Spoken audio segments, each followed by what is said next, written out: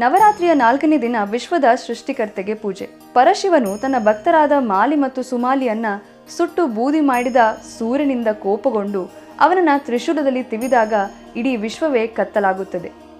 ವಿಶ್ವದ ಅಂಧಕಾರವನ್ನು ನೋಡಿ ತನ್ನ ತಪ್ಪಿನ ಅರಿವಾಗಿ ಪರಾಶಕ್ತಿಯನ್ನು ಬೇಡಿಕೊಂಡಾಗ ಆಕೆ ಕೂಷ್ಮಾಂಡ ರೂಪದಲ್ಲಿ ಪ್ರಕಾಶಮಾನವಾಗಿ ಬೆಳಗುತ್ತಾಳೆ.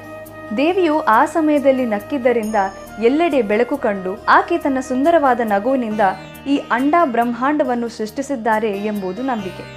ಕೂಷ್ಮಾಂಡ ಪದದ ಅರ್ಥವನ್ನ ಬಿಡಿಸಿ ಹೇಳುವುದಾದರೆ ಇಲ್ಲಿ ಕು ಅಂದರೆ ಅತಿ ಸಣ್ಣದು, ಕಣ್ಣಿಗೆ ಕಾಣದ ಪರಮಾಣು. ಉಷ್ಮ ಎಂದರೆ ಉಷ್ಣತೆ ಮತ್ತು ಅಂಡ ಎಂದರೆ ಭ್ರೂಣ ಅಥವಾ ಮೊಟ್ಟೆ.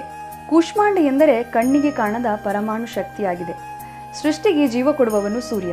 ಸೂರ್ಯನ ಅನುಪಸ್ಥಿತಿಯಲ್ಲಿ ಆ ಸ್ಥಾನವನ್ನು ಅಲಂಕರಿಸಿ ತನ್ನ ಶರೀರದ ಕಾಂತಿಯಿಂದ ಇಡೀ ಭೂಮಂಡಲವನ್ನೇ ಪ್ರಜ್ವಲಿಸಿ ಈ ಬ್ರಹ್ಮಾಂಡಕ್ಕೆ ಮತ್ತೆ ಜೀವ ತುಂಬಿದ್ದರಿಂದ ಆಕೆ ಆದಿಶಕ್ತಿ, ಆದಿ ಸ್ವರೂಪಿಣಿ.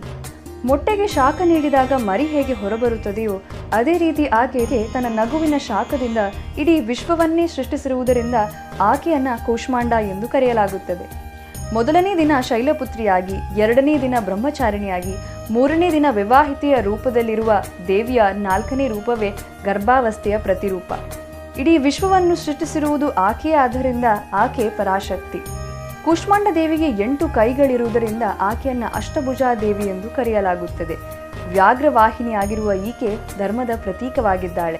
ಮನಸ್ಸಿನ ದುಷ್ಟಗುಣಗಳ ಅಂಧಕಾರವನ್ನು ಜ್ಞಾನದ ಬೆಳಕಿನಿಂದ ತೊಡೆದು ಹಾಕುವುದೇ ಈ ದಿನದ ಸಂಕಲ್ಪ. ನವರಾತ್ರಿಯ 4ನೇ ದಿನದ ಬಣ್ಣ ಕೇಸರಿ ಅಥವಾ ಕಿತ್ತಳೆ. ಇದು ಪ್ರಕಾಶಮಾನ, ಉಲ್ಲಾಸ ತುಂಬುವ, ತ್ಯಾಗ ಹಾಗೂ ಜ್ಞಾನದ ಸಂಕೇತ. ಈ ನವರಾತ್ರಿಯು ನಿಮ್ಮ ಜೀವನದ ಅಂಧಕಾರ ತೊಡೆದು ಉಜ್ವಲ ಭವಿಷ್ಯ ನಿಮ್ಮದಾಗಲಿ.